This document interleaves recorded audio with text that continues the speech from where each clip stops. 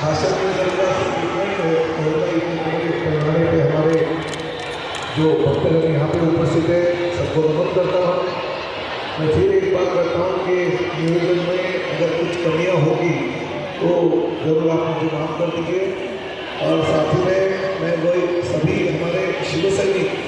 तथा हमारे जो स्वयंसेवक हैं उन सभी को बहुत बहुत धन्यवाद देता हूँ कि उनके माध्यम से ये कार्यक्रम मैं यशस्वी कर रहा हूँ। हमारे जो भी स्वयंसेवक हैं उनको हमारे निरंजन गौर जी ने कहा है कि 5वें यानी अंतिम दिन ये आगे की जो जगह है वो जगह में उनको गुरु जी के सामने आरती करने का मौका मिलेगा, ताकि 5 दिन जो मेहनत सभी हमारे स्वयंसेवक कर रहे हैं उसका उनको आनंद मिलेगा। मैं फिर एक बार आप सभी लोगों को बहुत बहुत धन्यवाद देता हूँ कि पूज्य गुरु जी की कथा सुनने के लिए आप इतने बड़े पैमाने पे सिर्फ मेरा भयंकर नहीं बल्कि ठाणे हो, वसी विरार हो, नवी मुंबई हो, कल्याण डोंबिवली हो या ज़्यादातर मुंबई और राज्य से ही बल्कि राज्य के आसपास के जो भी राज्य है वहाँ से भी, गुजरात से, कोई एमपी से बहुत बहुत लोग यहाँ पे आए। हमारे ओर से अगर कुछ गलतियाँ हो तो आप ज़रूर हमें माफ़ कर दीजिए, मगर हमारे स्वयंसेवक और हमारे जो पुलिस कर्मी है उनको भी सहयोग दीजिए। मैंने आप सभी लोगों को विनती करता हूँ और फिर एक बार आप सभी लोगों को धन्यवाद देता हूँ। हर हर हर हर हर हर ओम नमः शिवाय। धन्यवाद आदरणीय मंत्री जी, बड़ा ही सुंदर उद्बोधन हम सभी ने श्रवण करा और जोरदार तालियों का स्वागत करें। बड़ी ही सहज और सरलता आदरणीय मंत्री जी में विराजमान है और बड़ी ही सहजता के साथ में वो सारे कार्य करते हैं। आप सभी को ज्ञात है किस प्रकार से पूज्य गुरुदेव हम सभी को नित्य नई भूषण कथाएं श्रवण कराते हैं और कथाओं के माध्यम से न केवल हम सभी को पूज्य गुरुदेव भगवान भोलेनाथ से जोड़ते हैं, अपितु हम सभी को जीवन जीने का लक्ष्य हम सभी को पूज्य गुरुदेव बताते हैं। देखिए आज हम सभी ने देखा है कि महाशिवरात्रि पर जो पूज्य गुरुदेव ने संकल्प लिया है वृक्ष लगाने का, उसमें भी अगर संदेश है तो वो जनहित के लिए ही है। आज अगर पूज्य गुरुदेव हमको कोई भी बात बताते हैं तो निश्चित ही उससे न केवल हमारा हित होता है, अपितु पूरी समाज का, पूरे वर्ग विशेष का, सभी लोगों का हित होता है। इसलिए पूज्य गुरुदेव ने हम सभी को शास्त्रों में जो बातें लिखी है उन बातों का सही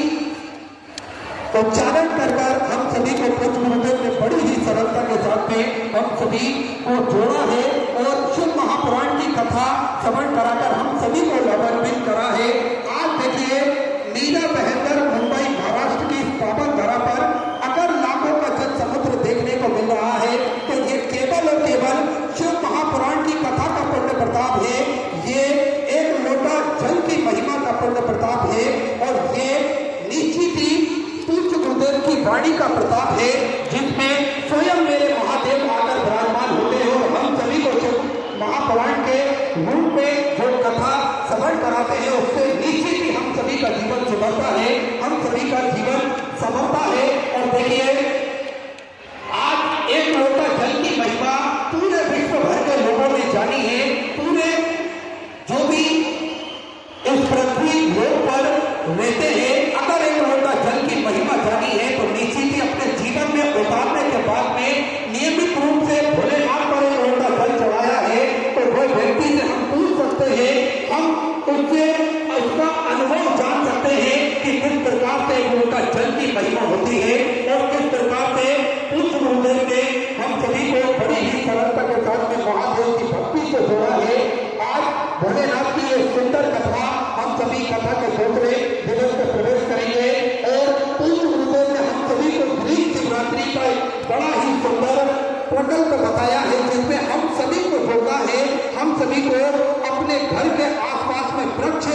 लगाना है और उन वृक्षों की देखभाल भी करना है। देखिए वृक्ष लगाने से क्या होगा कि इससे स्वयं एक जलवायु को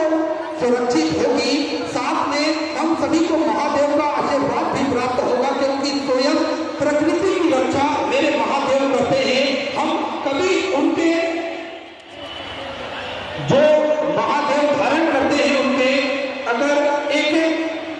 बातों को जानेंगे तो निश्चित ही हमें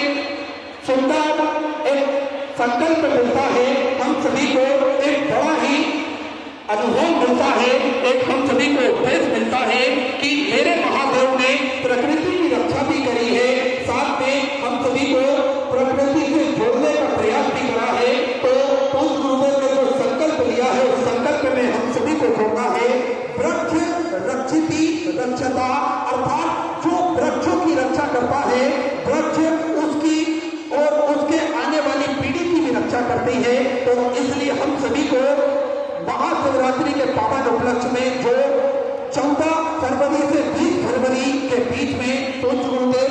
हम सभी को रुद्राक्ष महोत्सव के रूप में कुबेर भंडारी की पावन धरा पर मनाते हैं और उसी प्रकल्प से जुड़ा हुआ एक संकल्प और पूज्य गुरुदेव ने लिया है। हम सभी को मिलकर गिरी शिवरात्रि बनाना है और घर के प्रत्येक सदस्य को एक वृक्ष लगाना है। उन वृक्षों से निश्चित ही हमारा पर्यावरण शुद्ध होगा और जो आवश्यकता है उस आवश्यकता में पूर्ति होगी। अभी दुनिया में देखा जाए तो लगभग 1 लाख करोड़ से अधिक वृक्ष लगाने की आवश्यकता है और धरती को संतुलन में लाने के लिए हम सभी को 1 ट्रिलियन 1 लाख से 1 लाख करोड़ से अधिक पेड़ हम सभी को लगाना पड़ेगा, तब जाकर ये प्रकृति ये धरती संतुलन में आएगी। और भारत का वन क्षेत्र लगभग 24% है, जबकि आदर्श लक्ष्य जो कहता है लगभग 33% ये वन क्षेत्र होना चाहिए। भारत में लगभग 25 से 30 अरब नए पेड़ लगाने की आवश्यकता है, जिससे जलवायु संतुलित बना रहे और वर्षा नियमित रूप से हो सके और गर्मी और प्रदूषण कम हो सके। तो हर व्यक्ति को वृक्ष लगाना है और इस संकल्प को हम सभी को साकार करना है। देखिए, हम सभी को मन में संकल्प लेना पड़ेगा कि मैं संकल्प लेता हूं या लेती हूं कि आने वाली महाशिवरात्रि पर हम सभी को मिलकर ग्रीन महाशिवरात्रि बनाना है और परिवार के प्रत्येक सदस्य को गुरु जी के सानिध्य में एक वृक्ष अपने घर के आसपास लगाना है और इस वृक्ष की देखभाल भी हम सभी को मिलकर करना है। ऐसा संकल्प हम सभी को मिलकर लेना पड़ेगा और हम सभी को इस क्षेत्र में निश्चित ही कार्य करना पड़ेगा। और आप सभी को ज्ञात है, सेवा के क्षेत्र में पूज्य गुरुदेव ने हमेशा बढ़ कार्य करा है, जिसमें चाहे भोजन भंडारे की व्यवस्था हो या फिर स्वास्थ्य संबंधी सेवाएं हो या फिर अन्य बच्चों की फीस जमा करने की व्यवस्थाएं हो, सब क्षेत्र में पूज्य गुरुदेव ने बढ़ चढ़कर कार्य करा है, जिसमें